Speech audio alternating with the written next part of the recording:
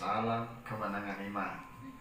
Bapak Ibu, saudara-saudaraku yang dikasihi oleh Tuhan Yesus, dimanapun saudara berada, baik di luar kota Batam dan khususnya juga jemaat Tuhan yang ada di kota Batam, salam kemenangan iman. Tuhan Yesus memberkati kita. Hari ini kita merayakan hari kenaikan Tuhan Yesus ke surga. Saudara-saudara yang dikasihi oleh Tuhan, hari Kamis 21 Mei 2020 ini kita menikmati perayaan kenaikan Tuhan Yesus ke surga. Saudara yang dikasihi oleh Tuhan, adapun kenaikan Tuhan Yesus adalah satu berita yang luar biasa yang perlu kita peringati, karena Yesus pergi ke surga untuk menyiapkan tempat bagi kita. Ada 3 poin, Bapak Ibu Saudaraku, kenaikan Tuhan Yesus ke surga. Yang pertama, maknanya buat kita adalah Yesus sudah menyelesaikan misinya di bumi ini. Yesus sudah selesai tugasnya di bumi ini. Artinya Tuhan Yesus sudah menebus dosa-dosa kita. Sudah selesai, kata Tuhan Yesus. Yang kedua, kenapa Tuhan Yesus naik ke surga?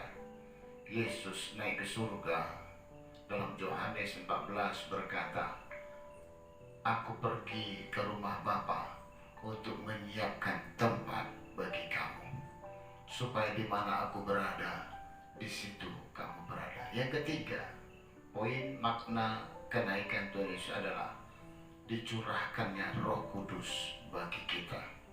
Saudara-saudara yang dikasihi oleh Tuhan, sekali lagi saya mengucapkan sukacita Tuhan mengalir buat kita. Saudara yang dikasihi oleh Tuhan, dalam peringatan kenaikan Tuhan Yesus ini selalu kita rayakan pada tepat hari Kamis, 40 hari setelah Tuhan Yesus bangkit dari kematian. Saudara yang dikasihi oleh Tuhan, bila kita sharing firman Tuhan, dan Roh Kudus akan terus melawat kita. Tapi sebelumnya mari kita bangkit berdoa. Kita terlebih dahulu berdoa bersama-sama. Bapa di surga, dalam nama Yesus kami bersyukur kepadamu Bapa, di mana pada hari ini kami memperingati hari kenaikanmu. 2000 tahun yang lalu engkau naik ke surga, dan sampai hari ini kau belum kembali. Tuhan Yesus, kami percaya janji-janjimu bahwa engkau naik ke surga. Luar biasa maknanya untuk kami gereja Tuhan. Bapa surga, bebaslah Roh Kudus mengalir untuk kami, supaya firman Tuhan disampaikan dan firman Tuhan menguatkan kami, menimbulkan iman dalam hidup kami. Terima kasih Bapa. Dalam nama Yesus Kristus kami bersyukur. Semua roh jahat, setan, iblis, pikiran melayang-layang, pikiran mengembara, pikiran melayang-layang, kami usir dalam nama Yesus. Demi nama Yesus, sekali lagi darah Yesus yang kudus membungkuskan kami semua, dan malaikat-malaikatmu Tuhan berkawal di sini kami. Di dalam nama Yesus kami berdoa dan bersyukur. Haleluya. Saudara yang diberkati Tuhan, sama-sama katakan amin. Saudara yang dikasihi oleh Tuhan, kenaikan Tuhan Yesus Kristus bagi kita. Saudara yang dikasihi oleh Tuhan, yang pertama, kenapa Yesus naik ke surga? Saudara yang dikasihi oleh Tuhan, Yesus naik ke surga karena tugas dan misinya di bumi sudah selesai. Saudara yang dikasihi oleh Tuhan, Tuhan Yesus berkata sewaktu Tuhan Yesus di kayu salib, saudaraku, Yesus berkata sudah selesai. Sebelumnya Tuhan Yesus sebelum mati dia berkata, aku haus, aku haus. Lalu saudara yang dikasihi oleh Tuhan, orang-orang mengambil anggur asam, lalu disucukkan dengan sebuah hisop, lalu dikasihlah Tuhan Yesus minum anggur asam itu. Saudara yang dikasihi oleh Tuhan, Yesus berkata sudah genap, sudah selesai. Dan akhirnya matilah Yesus. Saudaraku, apanya yang selesai? Saudara yang dikasihi oleh Tuhan, Tuhan Yesus berkata sudah selesai. Artinya pekerjaannya, misi untuk menyelamatkan kita, misi untuk menebus dosa-dosa kita, untuk menanggung penyakit kita, memikul kesengsaraan kita, sudah selesai. Saudaraku, Tuhan Yesus sudah menyelesaikan tugas, yaitu menyelamatkan manusia dari dosa-dosa. Supaya genap firman Tuhan dalam Yesaya 1 ayat 18 berkata, mari baiklah kita berperkara firman Tuhan, sekalipun dosamu merah seperti kirmiji, akan menjadi putih seperti salju. Sekalipun dosamu merah seperti kain kesumba, akan menjadi putih seperti bulu domba. Saudara yang dikasihi oleh Tuhan, Tuhan Yesus adalah jalan kita. Yesus berkata juga kepada murid-muridnya, akulah jalan, kebenaran, dan hidup. Tidak ada seorang pun yang sampai kepada Bapa kalau tidak melalui aku. Yohanes 14 ayat 6 berkata begitu, akulah jalan, kebenaran, dan hidup. Tidak ada seorang pun yang sampai kepada Bapa kalau tidak melalui aku. Saudara yang dikasihi oleh Tuhan, biarlah kita percaya kepada Tuhan Yesus, bahwa Yesus sudah menyelesaikan tugasnya menebus dosa-dosa kita, menanggung penyakit kita. Saudaraku, dari 1 Petrus 2 ayat 24 berkata, ia sendiri telah memikul dosa-dosa kita di dalam tubuhnya di kayu salib, supaya kita yang mati terhadap dosa hidup untuk kebenaran. Oleh bilur-bilurnya kamu telah sembuh. Saudaraku, Yesus sudah menebus dan memikul dosa-dosa kita di dalam tubuhnya di kayu salib. Darah yang tercurah itu darah yang kudus, darah Yesus, sama seperti darah anak domba yang tidak bercela pada masa Paskah yang pertama di Mesir. Tulah yang ke-10 tidak bisa masuk ke dalam rumah-rumah orang Israel karena ada darah anak domba Allah. Nah, darah anak domba Allah itu membentengi bangsa Israel. Tidak ada tulah kemusnahan, tidak ada tulah kematian anak sulung, karena ada darah anak domba Allah. Saudaraku, darah domba Allah itu telah direalisasikan dalam akhir zaman ini, dalam perjanjian baru ini, yaitu darah juru selamat, darah Yesus Kristus telah menyucikan dosa semua manusia. Dan kita berkata, supaya setiap orang yang percaya kepadanya tidak binasa, melainkan beroleh hidup yang kekal. Yesus mengasihi kita, Bapa mengasihi kita. Jadi yang pertama, Yesus pergi ke surga. Dia sudah selesai menyelesaikan misi-misinya. Saudara yang dikasihi oleh Tuhan, mari kita baca dalam Lukas 24 ayat 50 sampai ayat yang ke-53. Lukas 24 ayat 50 sampai ayat yang ke-53. Demikian firman Tuhan. Kenaikan Yesus. Lalu Yesus membawa mereka keluar kota sampai dekat Betania. Di situ ia mengangkat tangannya dan memberkati mereka. Dan ketika ia sedang memberkati mereka, ia berpisah dari mereka dan terangkat ke surga. Mereka mulai menyembah kepadanya, lalu mereka pulang ke Yerusalem dengan sangat bersukacita. Mereka senantiasa berada di dalam bait Allah dan memuliakan Allah. Yesus terangkat ke surga. Dan ada Injil lain berkata juga bahwa Yesus duduk di sebelah kanan Allah Bapa. Markus pasal yang ke-16 ayat 19, saya akan bacakan buat saudara. Sesudah Tuhan Yesus berbicara demikian kepada mereka, terangkatlah ia ke surga, lalu duduk di sebelah kanan Allah. Mereka pun pergilah memberitakan Injil ke segala penjuru, dan Tuhan turut bekerja dan meneguhkan firman itu dengan tanda-tanda yang menyertainya. Yesus terangkat ke surga, lalu duduk di sebelah kanan Allah Bapa. Saudara yang dikasihi oleh Tuhan, Yesus naik ke surga karena tugasnya sudah selesai. Saudaraku, Tuhan Yesus bukan hanya menebus dosa-dosa kita. Di kayu salib, Tuhan Yesus menanggung kutuk kita. Dalam kitab Galatia, dalam surat kiriman Paulus kepada jemaat di Galatia, dalam Galatia pasal 3 ayat yang ke-13, Kristus telah menebus kita dari kutuk hukum Taurat, dengan jalan menjadi kutuk karena kita. Sebab ada tertulis, terkutuklah orang yang digantung pada kayu salib. Yesus Kristus telah membuat ini supaya di dalam Dia berkat Abraham sampai kepada bangsa-bangsa lain, sehingga oleh iman kita menerima roh yang telah dijanjikan itu.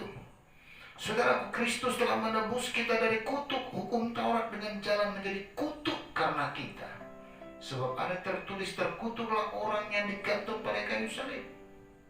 Kristus Yesus telah membuat ini supaya berkat Abraham sampai kepada bangsa-bangsa lain, termasuk bangsa Indonesia. Saudara-saudara yang dikasihi oleh Tuhan, harapan saya, kita semua dimanapun kita berada, saudaraku, kita menerima anugerah Tuhan, pengampunan dosa, kesembuhan oleh bilur-bilur Yesus, dan juga berkat materi. Karena Tuhan mencabut 3 kutuk dari hidup kita. Yang pertama, kutuk dosa. Sekalipun dosamu merah seperti kirmiji, akan menjadi putih seperti salju. Sekalipun dosamu merah seperti kain kesumba, akan menjadi putih seperti bulu domba kalau kita berperkara firman Tuhan. Saudaraku, dosa kita sudah ditanggung oleh Tuhan Yesus. Dia mati karena dosa-dosa kita. Dia dikuburkan karena dosa-dosa kita. Karena cintanya kepada kita. Karena cinta Bapa kepada kita. Alkitab berkata, karena begitu besar kasih Allah akan dunia ini, sehingga Ia telah mengaruniakan anaknya yang tunggal, supaya setiap orang yang percaya kepadanya tidak binasa, melainkan beroleh hidup yang kekal. Whoever believe in himself not perish, but have everlasting life. Supaya setiap orang yang percaya kepadanya beroleh hidup yang kekal, eternal life, hidup yang kekal menjadi milik kita. Saudara-saudara yang dikasihi oleh Tuhan, Yesus naik ke surga karena tugas keselamatan, tugas pemberitaan Injil sudah diselesaikannya dengan luar biasa. Saudaraku yang dikasihi oleh Tuhan, biarlah kita percaya kuasa Tuhan. Yang kedua, kenapa Tuhan Yesus naik ke surga, saudaraku? Yang kedua, Yesus naik ke surga untuk menyediakan tempat bagi kita. Berita ini sering kita dengar, berita ini selalu kita dengar. Yesus pergi ke surga untuk menyiapkan tempat bagi kita. Saya bacakan buat kita dalam Yohanes pasal 14 ayat 1-3. Demikian firman Tuhan.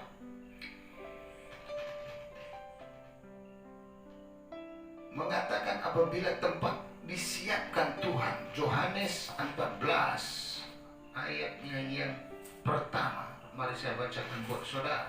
Yohanes 14. Janganlah gelisah hatimu, percayalah kepada Allah, percayalah juga kepadaku. Di rumah Bapakku banyak tempat tinggal. Jika tidak demikian, tentu aku mengatakannya kepadamu. Sebab aku pergi ke situ untuk menyediakan tempat bagimu.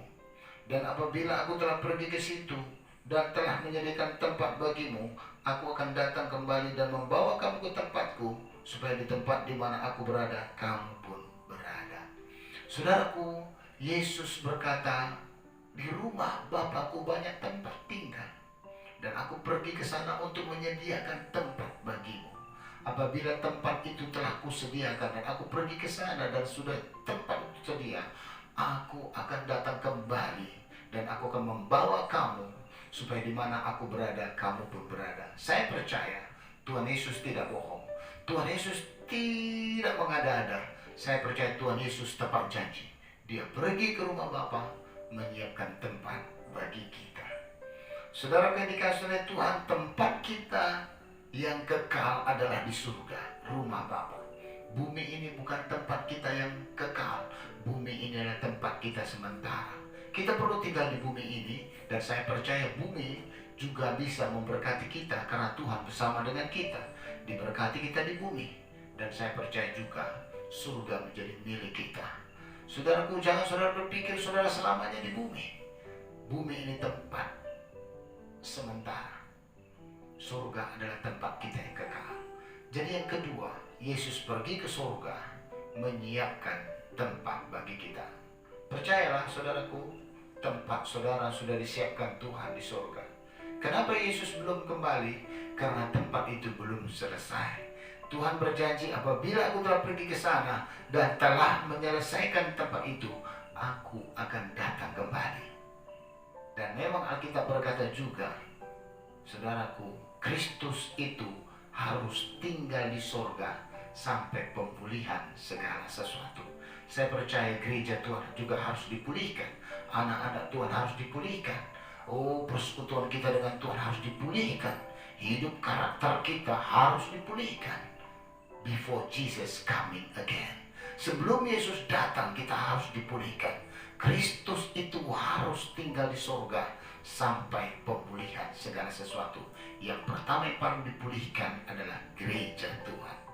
Saudara yang dikasihi oleh Tuhan, biarlah kita percaya bahwa Yesus pergi ke sorga menyiapkan tempat bagi kita. Saya percaya kita sedang menantikan kedatangan Tuhan Yesus yang kedua kali. Saudaraku, kalau Yesus datang kedua kali kita masih hidup, kita akan terangkat bersama-sama Tuhan Yesus Kristus. Kalau kita pun mati, saya percaya kita juga akan jumpa dengan Yesus Kristus. Makanya jangan takut mati. Percayalah, hidup mati kita di tangan Tuhan. Amin, saudara. Haleluya. Yang ketiga, Yesus naik ke surga berhubungan dengan pencurahan Roh Kudus. Saudara yang dikasihi oleh Tuhan, supaya Roh Kudus sebagai penolong dan penghibur dicurahkannya bagi kita, dicurahkannya bagi gereja Tuhan. Saudaraku, waktu Yesus berkata kepada murid-muridnya, aku akan pergi ke rumah Bapa. Saudara yang dikasihi oleh Tuhan, murid-muridnya juga akan sedih. Murid-muridnya berpikir akan terjadi perpisahan dengan Yesus Guru. Lalu mereka mulai bingung dan mereka mulai berduka. Yesus berkata kepada mereka, adalah lebih berguna bagi kamu jika aku pergi. Sebab jika aku tidak pergi, penghibur itu tidak akan datang kepadamu. Tetapi jika aku pergi, aku akan mengutus dia kepadamu. Dan kalau ia datang, kata Tuhan, ia akan menginsafkan dunia akan dosa, kebenaran, dan penghakiman. Saudaraku, di saat Tuhan Yesus pergi, Tuhan tidak meninggalkan kita sebagai yatim piatu. Tuhan berkata, aku tidak meninggalkan engkau sebagai yatim piatu. Engkau tidak melihat aku sekejap, engkau juga akan melihat aku sekejap. Artinya Tuhan, saudaraku, mengutus Roh Kudus atau mengutus penolong yang lain. Alkitab berkata dalam Yohanes 14 ayat 16, aku akan minta kepada Bapa dan ia akan memberikan kepadamu seorang penolong yang lain, supaya ia menyertai kamu selama-lamanya, yaitu Roh kebenaran. Dunia tidak dapat menerima dia, sebab dunia tidak melihat dia dan tidak mengenal dia. Tetapi kamu mengenal dia, sebab ia menyertai kamu dan akan diam di dalam kamu. Aku tidak akan meninggalkan kamu sebagai yatim piatu. Aku datang kembali kepadamu. Tinggal sesaat lagi dan dunia tidak akan melihat aku lagi. Tetapi kamu melihat aku, sebab aku hidup dan kamu pun akan hidup. Tuhan tidak meninggalkan kita sebagai yatim piatu. Dia akan mengirim dan mengutus roh atau penolong yang lain. Dalam bahasa aslinya, penolong itu adalah parakletos, yaitu pembela kita. Saudaraku, parakletos itu pembela kita, avokat kita yang membela gereja Tuhan pada akhir zaman, yaitu Roh Kudus yang menuntun kita dan memberikan kita kuasa untuk menjadi anak-anak Tuhan, terang Tuhan, dan kuasa untuk menahan kekuatan musuh, menolak godaan musuh. Saudaraku, saya percaya Roh Kudus dicurahkan kepentingan gereja Tuhan. Tuhan tahu kita lemah, Tuhan tahu kita tidak sanggup menghadapi musuh kita. Makanya Tuhan berkata, tunggu di Yerusalem. Kalau Yohanes membaptis kamu dengan air, tidak lama lagi kamu akan dibaptis oleh Roh Kudus. Sesungguhnya aku berkata kepada kamu, kamu akan menerima kuasa kalau Roh Kudus turun ke atas kamu. Dan kamu akan menjadi saksiku, kata Tuhan, di Yerusalem, di Judea, di Samaria, sampai ke ujung bumi. Kalau Roh Kudus turun ke atas kita, kita akan menjadi anak Tuhan yang berkuasa untuk menjadi saksi Yesus di Yerusalem, di Judea, di Samaria, sampai ke ujung bumi. Saudara yang dikasih oleh Tuhan, tentulah gereja perlu kuasa. Dan kita nggak punya kuasa, makanya Tuhan berkata, bukan kuat, bukan gagah, tetapi rohku, kata Tuhan. Not your strength, not your power, but my Holy Spirit, says the Lord. Bukan kuat, bukan gagahmu, kata Tuhan, tapi rohku, kata Tuhan. Saya percaya roh Tuhan sangat perlu bagi kita. Tuhan tahu kita perlu Roh Kudus. Gambaran gadis bodoh dan gadis bijaksana, ini gambaran gereja yang tidak punya Roh Kudus. Tapi gereja, gadis yang bijaksana ini gambaran gereja yang penuh dengan Roh Kudus, penuh dengan minyak. Di dalam menantikan mempelai laki-laki, 5 gadis yang bijaksana ini pelitanya tetap menyala karena ada minyak. Tapi 5 gadis yang bodoh, pelitanya akan padam karena tidak ada minyak. Saudaraku, 5 gadis yang bijaksana ini gambaran gereja yang memiliki Roh Kudus, memiliki persekutuan dengan Tuhan. Saudaraku, sehingga dia tetap bertahan sampai kesudahannya. Saudara yang dikasih oleh Tuhan, Roh Kudus menghibur kita. Mari kita baca dalam Yohanes 14 ayat 26. Tetapi penghibur, yaitu Roh Kudus, yang diutus oleh Bapa dalam namaku, dialah yang akan mengajarkan segala sesuatu kepadamu dan akan mengingatkan kamu akan semua yang telah kukatakan kepadamu. Damai sejahtera ku tinggalkan bagimu, damai sejahtera ku berikan kepadamu, dan apa yang kuberikan tidak seperti yang diberikan oleh dunia kepadamu. Janganlah gelisah dan gentar hatimu. Tuhan Yesus berkata kepada murid-muridnya, penghibur, dikatakan, tetapi penghibur yaitu Roh Kudus yang diutus oleh Bapa dalam namaku, dialah yang akan mengajarkan segala sesuatu kepadamu dan akan mengingatkan kamu akan semua yang telah kukatakan kepadamu. Roh Kudus penghibur yang diutus oleh Bapa dalam namaku, kata Tuhan, dialah yang akan mengajarkan segala sesuatu kepada kita. Banyak hal yang kita tidak ketahui tentang A, tentang B, tentang masalah ini, masalah itu, kita nggak paham.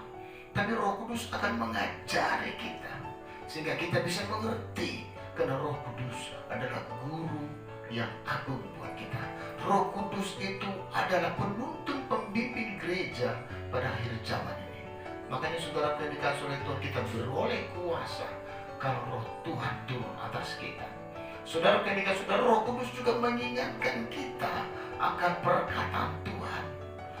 Roh Kudus akan mengingatkan kita. Di saat kita mulai lupa, Roh Kudus bisa ingatkan kita akan Word of God, akan Voice of the Lord. Tuhan akan ingatkan kita suara Tuhan, perkataan Tuhan. Tuhan ingatkan kita firman Tuhan. Saudara yang dikasih oleh Tuhan, Tuhan ingatkan saya tentang firman Tuhan di masa-masa corona ini, masa-masa pandemi corona virus COVID-19 ini. Janganlah takut dengan kedahsyatan malam, kata Tuhan, terhadap panah yang terbang di waktu malam. Saudara yang dikasih oleh Tuhan, Tuhan juga berkata terhadap penyakit sampar yang terbang. Bahkan mari kita baca dari Mazmur pasal yang ke-91 ayat yang ke-5. Mazmur 91 ayat ke-5. Ini suara Tuhan yang perlu kita dengar.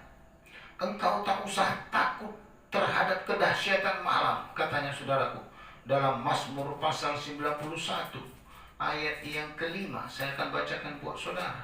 Mazmur 91 ayat yang ke-5 dan seterusnya saya bacakan kepada saudara. Engkau tak usah takut terhadap kedahsyatan malam, terhadap panah yang terbang di waktu siang, terhadap penyakit sampar yang berjalan di dalam gelap, terhadap penyakit menular yang mengamuk di waktu petang. Walau 1.000 orang rebah di sisimu dan 10.000 di sebelah kananmu, tetapi itu tidak akan menimpamu. Engkau hanya menontonnya dengan matamu sendiri dan melihat pembalasan terhadap orang-orang fasik. Sebab Tuhan ialah tempat perteduhanmu, yang maha tinggi kau buat tempat perteduhanmu.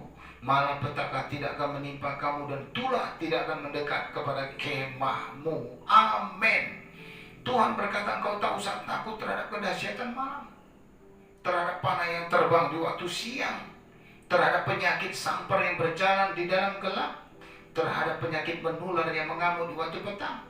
Walau 1000 rebah di sisi kirimu, 10.000 rebah di sisi kananmu, itu tidak akan menimpa. Alkitab berkata terhadap penyakit sampar yang berjalan di dalam gelap, terhadap penyakit menular yang mengamuk di waktu petang, penyakit menular, COVID-19, virus corona, virus ini, virus itu. Kita sudah banyak melihat virus SARS, virus MERS, virus Ebola, dan ditambah pada akhir zaman ini virus corona. Saudara yang dikasihi, banyak orang jatuh korban. Saudara yang dikasihi oleh Tuhan, banyak korban berjatuhan. Bahkan di lingkunganmu, mungkin dekat dengan rumahmu, mungkin saudaraku tetanggamu, mungkin juga orang-orang yang dekat dengan engkau bisa menjadi korban. Tapi percayalah, sebagai anak Tuhan, percayalah janji Tuhan, engkau tidak perlu takut dengan kedahsyatan malam, terhadap panah yang terbang di waktu siang, terhadap penyakit sampar yang berjalan di waktu gelap, terhadap penyakit menular yang mengamuk di waktu petang gelap. Saudara yang dikasihi oleh Tuhan, penyakit menular yang mengamuk di waktu petang, saudara tidak perlu takut. Ada Tuhan penjaga kita. Kita tetap berjaga-jaga, kita tetap menjaga, mematuhi perintah pemerintah kita, tetap social distancing, jaga jarak, kita pakai masker, kita saudara yang dikasihi oleh Tuhan cuci tangan, saudara yang dikasihi oleh Tuhan stay at home. Saudaraku, kita patuhi pemerintah kita. Tapi yang jelas kita tidak perlu panik, karena dunia sedang panik karena virus corona. Saudaraku, percayalah kepada Tuhan. Tuhan bersama-sama dengan kita. Amin, saudara. Tuhan menolong kita. Tuhan melawan umatnya. Saudaraku, Roh Kudus akan mengingatkan kita. Saya pernah diingatkan Roh Kudus satu hari. Ini satu kisah saya waktu beberapa tahun yang lalu. Ada satu kisah. Ada seorang anak Tuhan datang ke rumah malam-malam jam 1, jam 2 pagi. Dia ketuk rumah saya. Lalu dia bilang, Pak Pendeta, Pak Pen, dia bilang, Pak Pendeta. Lalu saya buka, ada apa? Saya ngantuk sekali, saudaraku, saya bangun, saya buka. Lalu dia berkata, Pak Pen, tolong ke PT kami. Di sana banyak orang kerasukan setan. Saudaraku, saya terkejut, saudaraku, saya nggak punya kekuatan. Saudaraku yang dikasihi oleh Tuhan. Lalu tiba-tiba saya berdoa dan saya tanya mama saya, Ma, saya akan mendoakan orang sakit. Apakah saya pergi? Ada orang kerasukan sakit di PT Kiken Sekopang. Saudara yang dikasihi oleh Tuhan, mama saya berkata, pergi, itu tugasmu. Tapi saya berdoa, saya tanya Tuhan, Tuhan, aku gak punya kekuatan apa-apa. Apakah harus aku pergi? Tiba-tiba Tuhan bicara kepada saya dan diingatkan 1 Yohanes pasal 4 ayat 4b. Pergilah, roh yang ada di dalam kamu lebih besar daripada roh yang ada dalam dunia ini. Lalu saya kuatkan dan saya berdoa dan berangkat. Puji Tuhan, 5 orang kerasukan setan, 5-limanya bebas dalam nama Yesus. Saudara yang dikasihi oleh Tuhan, saya percaya roh Tuhan bisa bicara kepada kita. Tuhan bisa berbicara kepada kita. Saya ingatkan kepada kita, Tuhan juga ingatkan kita pada akhir zaman ini. Di masa-masa kita kebaktian yang tidak bisa di gedung gereja, di masa-masa kebaktian kita agak terganggu dengan adanya peraturan-peraturan kita. Pemerintah melarang kita kebaktian di gereja dulu sementara ini. Pemerintah kita meminta kita, menghimbau kita untuk meminta kita kebaktian di rumah masing-masing. Saya menghargai itu, tetapi kita bisa agak terganggu dan banyak orang yang mulai bosan, banyak orang yang menjadi jenuh. Saudaraku, harapan saya, saudara jangan bosan, saudara jangan jenuh. Sama seperti kejadian pada bangsa Israel waktu meninggalkan Gunung Hor. Mereka mau mengitari Laut Tebrau dan mau masuk daerah Edom, saudaraku. Saudara yang dikasihi oleh Tuhan, bangsa Israel mulai bersungut-sungut. Bangsa Israel mulai berbantah-bantah dan mereka mulai melawan Musa dan melawan Allah. Mereka berkata, untuk apa kau bawa kami kemari, Musa? Supaya kami mati di padang gurun ini. Di sini tidak ada roti, di sini tidak ada air, dan akan makanan hambar ini kami telah muak. kata bangsa Israel kepada Musa. Lalu saudaraku, mereka muak, bosan, mereka jenuh makan mana. Harapan saya kita tidak bosan makan mana, karena pengertian mana pada zaman akhir ini adalah firman Tuhan. Jangan bosan. Jangan gara-gara kita nggak kebaktian di gedung gereja lalu kita lemah. Gedung memang baik untuk kita. Kita perlu gedung, kita perlu tempat kebaktian yang baik. Tapi gedung tidak menentukan. Kita perlu sound system yang baik untuk kebaktian kita, tapi sound system tidak menentukan. Kita perlu tempat yang terbaik untuk kita memuji Tuhan, tetapi tempat tidak jadi menentukan buat kita. Tempat dimanapun kita bisa memuji Tuhan. Haleluya saudaraku. Dimanapun kita bisa memuji dan menyembah Tuhan dalam roh dan kebenaran. Kita perlu tempat. Ada masanya nanti kita kembali ke gereja. Ada masanya kita kembali ke gedung yang ada AC, yang tempat duduknya yang baik. Tapi saya berkata sama saudara, untuk saat ini kita harus bersabar. Untuk saat ini kita jangan bosan. Untuk saat ini jangan kita jenuh memuji Tuhan di rumah masing-masing. Tetaplah bersuka cita, tetaplah bersabar.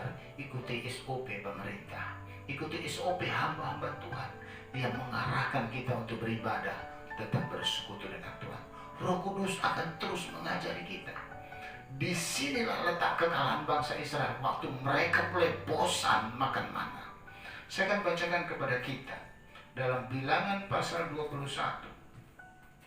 Bilangan dalam 21 ayatnya yang keempat sampai ayatnya yang ke-9. Ular tembaga. Setelah mereka berangkat dari gunung Hor, berjalan ke arah laut Teberau untuk mengelilingi tanah Edom, maka bangsa itu tidak dapat lagi menahan hati di tengah jalan. Lalu mereka berkata-kata melawan Allah dan Musa, "Mengapa kamu memimpin kami keluar dari Mesir, supaya kami mati di padang gurun ini? Sebab di sini tidak ada roti dan tidak ada air, dan akan makanan hambar ini kami telah muak." Lalu Tuhan menyuruh ular-ular tedung ke antara bangsa-bangsa itu, yang memagut mereka sehingga banyak dari orang Israel yang mati. Kemudian datanglah bangsa itu mendapatkan Musa dan berkata, "Kami telah berdosa, sebab kami berkata-kata melawan Tuhan dan engkau. Berdoalah kepada Tuhan, supaya dijauhkannya ular-ular ini daripada kami." Lalu Musa berdoa untuk bangsa itu. Maka berfirmanlah Tuhan kepada Musa, "Buatlah ular tedung dan taruhlah itu pada sebuah tiang. Maka setiap orang yang terpagut, jika ia melihat, akan tetap hidup." Lalu Musa membuat ular tembaga dan menaruh pada sebuah tiang. Maka jika seseorang dipagut ular dan ia memandang kepada ular tembaga itu, tetaplah ia hidup. Saudara yang dikasihi oleh Tuhan, di saat bangsa Israel bersungut-sungut karena bosan makan mana, muak makanan hambar ini, saudaraku, datanglah ular-ular tedung menggigit dan memakut mereka, sehingga banyak bangsa Israel yang mati. Lalu mereka sadar kalau mereka telah melawan Allah dan Musa. Lalu mereka berteriak-teriak kepada Musa, "Musa, Musa, berdoalah kepada Allah supaya dijauhkannya ular-ular ini dari kami." Lalu berdoalah Musa. Tuhan berfirman kepada Musa, "Buatlah ular tedung di atas sebuah tiang. Bagi siapa yang digigit ular tedung, dia melihat ular tedung yang di tiang, dia tidak akan mati dan akan tetap hidup." Lalu Musa membuat ular tembaga dan memacakkannya di atas sebuah tiang. Lalu setiap orang yang digigit ular melihat ular tembaga itu, dia tetap hidup. Saudara yang dikasihi oleh Tuhan, itu bicara memandang kepada Tuhan Yesus. Dalam Yohanes pasal 3 ayat 14 dan 15 dikatakan demikian, "Dan sama seperti Musa meninggikan ular di padang gurun, demikian juga Anak Manusia harus ditinggikan, supaya setiap orang yang percaya kepadanya beroleh hidup yang kekal." Amin. Saudaraku, sama seperti Musa meninggikan ular di padang gurun, demikianlah Anak Manusia harus ditinggikan. Yesus harus ditinggikan, supaya setiap orang memandangnya beroleh hidup yang kekal. Saudara-saudara yang dikasihi oleh Tuhan, biarlah Roh Kudus juga mengajar kita. Roh Kudus penghibur kita. Saudaraku, ada 3 poin hari ini yang kita pahami dan makna yang besar. Yang pertama, Yesus pergi ke surga karena tugas penyelamatan, penebusan dosa sudah diselesaikan. Tuhan Yesus sudah selesai, dosamu sudah selesai dihapuskan oleh Tuhan Yesus. Yang penting kita percaya, open heart, come to Jesus, believe to Jesus, dan mau menerima Yesus sebagai juru selamat pribadi kita. Kita repent, kita bertobat, datang sama Tuhan. Kasih karunia menyelamatkan kita. Itu bukan hasil usaha kita, itu anugerah Tuhan bagi kita. Saudara yang dikasih oleh Tuhan, yang kedua, Tuhan Yesus naik ke surga. Dia pergi menyiapkan tempat bagi kita. Saudaraku, tempat kita ada di surga. Oh, sesusah apapun kita ada Yesus jawaban. Dan saya percaya tempat yang terbaik. Saudara yang dikasih oleh Tuhan, jangan khawatir. Di surga ada tempat kita yang kekal. Yang ketiga, Yesus naik ke surga supaya Roh Kudus dicurahkan. Adalah lebih berguna bagi kamu jikalau aku pergi. Sebab jikalau aku tidak pergi, penghibur itu tidak datang. Saudaraku, biarlah Roh Kudus menguatkan kita. Roh Kudus melawan kita. Saudara yang dikasih oleh Tuhan, biarlah Roh Kudus selalu bersekutu dengan kita. Roh Kudus juga akan menuntun kita untuk bertumbuh dan berbuah dalam buah Roh Kudus. Kasih, sukacita, damai sejahtera, kesabaran, kemurahan, kebaikan, kesetiaan, kelemah lembutan, dan penguasaan diri. Orang ini penuhkan Roh Kudus. Karakter Kristus menjadi miliknya. Dan kasih sampai penguasaan diri akan berbuah dalam hidupnya. Anak Tuhan harus memiliki kasih karena Roh Kudus memproduksi kasih, sukacita, damai sejahtera, kesabaran, kemurahan, kebaikan, kesetiaan, dan kelemah lembutan dan penguasaan diri. Roh Kudus juga membuat kita kuat. Roh Kudus juga membuat kita bisa menolak dosa, mematikan keinginan daging kita. Karena keinginan daging kita berlawanan dengan keinginan roh. Sebab keinginan roh juga berlawanan dengan keinginan daging. Keinginan daging telah nyata, saudaraku, percampuran, kecemaran, dan lain sebagainya. Saudaraku, percideraan, iri hati, sihir, kemabukan, pesta pora. Saudaraku, tetap bagaimana kita bisa mengalahkan ini? Kalau dengan kekuatan kita sendiri, tentulah dengan kekuatan Roh Kudus. Tuhan berkata, bukan dengan kekuatanmu, bukan dengan kegagahanmu, melainkan oleh Rohku, kata Tuhan. Petrus sebelum penuh Roh Kudus, dia takut mati, takut ditangkap, sampai dia menyangkal Tuhan Yesus 3 kali. Tapi setelah Petrus penuh Roh Kudus, dia berani dengan luar biasa. Saudara yang dikasih oleh Tuhan, Petrus berkata kepada pengemis itu, emas dan perak tidak ada padaku, tapi apa yang kupunyai kuberikan kepadamu. Dalam nama Yesus bangkitlah. Orang lumpuh di pintu gerbang itu bangkit dalam nama Yesus. Petrus sebagai Tuhan luar biasa karena Roh Kudus mengurapinya. Saudara perlu Roh Kudus, kita perlu Roh Kudus. Kita akan dipakai Tuhan bertahan sampai pada akhir zaman karena Roh Kudus dalam kita. Ingat, Roh Kudus ada di dalam diri kita. Amin, saudaraku. Tuhan Yesus memberkati kita. Biarlah di perayaan hari kenaikan Tuhan Yesus kita tetap beribadah di rumah kita masing-masing, dan Tuhan Yesus memberkati saudara. Haleluya. Mari kita berdoa. Bapa di surga, pada hari ini kami sudah dengarkan firman Tuhan. Bagaimana kau naik ke surga karena tugasmu sudah selesai menebus dosa-dosa kami. Dan kami juga percaya kau naik ke surga untuk menyiapkan tempat bagi kami di surga yang kekal. Dan yang ketiga, kenaikanmu untuk mengutus Roh Kudus menolong gereja Tuhan, sehingga gereja Tuhan penuh dengan kuasa. Terima kasih Bapa. Biarlah Roh Kudus melawan kami terus. Berkati juga biarlah firman Tuhan tadi melawan kami semuanya. Dalam nama Yesus kami bersyukur. Haleluya. Amin. Saudara yang dikasihi oleh Tuhan, Tuhan memberkati kita. Tuhan melawan kita. Saudaraku, sebagai hamba Tuhan, saya mau berdoa buat saudara. Saudara yang dikasihi oleh Tuhan, bagi saudara yang lemah, saudara yang sakit, saudara rindu kelawatan Tuhan, angkatlah tangan kanan saudara ke atas dan tangan kiri saudara letakkan di dada. Saya mau berdoa buat saudara semua. Biarlah Roh Kudus terus melawan saudara dengan segala kerendahan hati. Mari kita berdoa. Bapa di surga, dalam nama Yesus Kristus, kami sudah mendengarkan firman Tuhan. Hari ini hamba berdoa untuk saudara-saudaraku.